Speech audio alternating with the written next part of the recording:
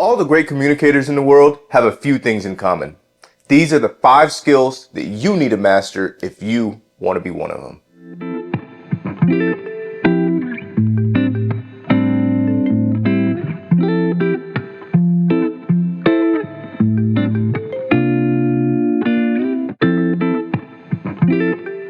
Welcome to my channel. My name is Brett. I'm here to help you build confidence and master communication skills. If you haven't already subscribed to the channel, please do so now. It's not just going to help me grow the channel. It's not just going to help me get you guys more content. It's going to help other people find my channel as well. So I really would appreciate it. This week's video is the 5 skills that you need to master if you want to be a great communicator. Let's get started. The first skill that you need to master if you want to be a great communicator is you need to be able to listen. The best way to listen is to be quiet. You got to stop talking. You can't flap your gums and listen at the same time. It doesn't work.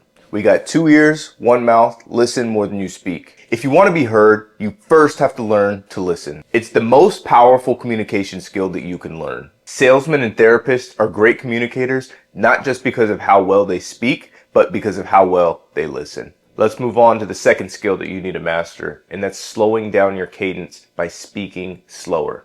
Speaking slower has 2 main benefits. The first is that it's easier for your audience to understand. Your message is going to get through better when you speak slower. And the second main benefit is that it's easier for you to speak at a slower pace than it is to speak at a quicker pace. Something that I used to struggle with was I would want to talk really fast and all of my words would get jumbled up in my mouth and I would have a tough time getting them all out. So it's easier for you to slow down, get everything out, and make sure that everything comes out clearly. There's a common misconception that the faster you speak, the smarter you sound. However, the slower you speak, the more in control and the more confident you appear. The third skill that you need to master is tone. Have you ever heard your mom and dad say, "Don't use that tone with me"? This is exactly what I'm talking about. It may not have been the word choice. It might have been the tone that you used that upset your parents in that situation. Tone is how people decipher how to feel about your words. The same sentence can have multiple implications depending on the type of tone that you use. For example, the same sentence can be a question or a statement depending on how you use your tone. So a statement like, "You're coming tonight" versus "You're coming tonight?" The second example is a little bit more subtle. The same sentence here can be a personal attack, or it can be an extension of empathy. A sentence like, "What's up with you?" versus a statement like, "What's up with you?"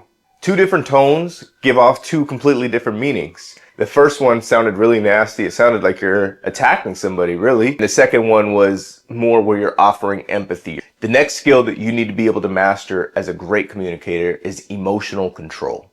Being able to influence the emotions of other people starts with being able to control your own emotions. Your emotions don't just affect you. They have a massive impact on everybody else around you. Mastering that aspect of yourself is basically a superpower in communication. In order to get your audience to feel certain emotions, you have to be able to feel those emotions. And you can't do that if you can't control your own emotions. And last but not least, you need to be able to master your nonverbal communication. Nonverbal communication is what you communicate without saying a word. So it's your energy, it's the clothes that you're wearing, it's how you look, it's your posture and the gestures that you use. Mastering your nonverbal communication starts with mastering your posture.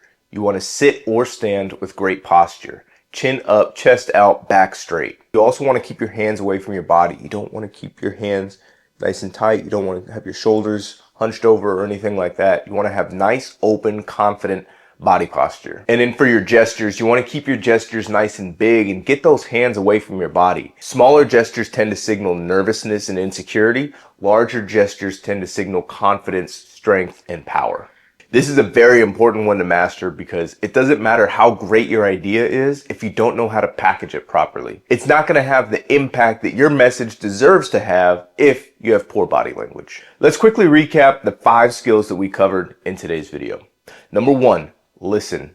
Slow down your cadence, tailor your tone, control your emotions, and make sure your nonverbal communication is strong and confident. The bottom line is this. It's not just about saying the right words. It's about making people feel your impact.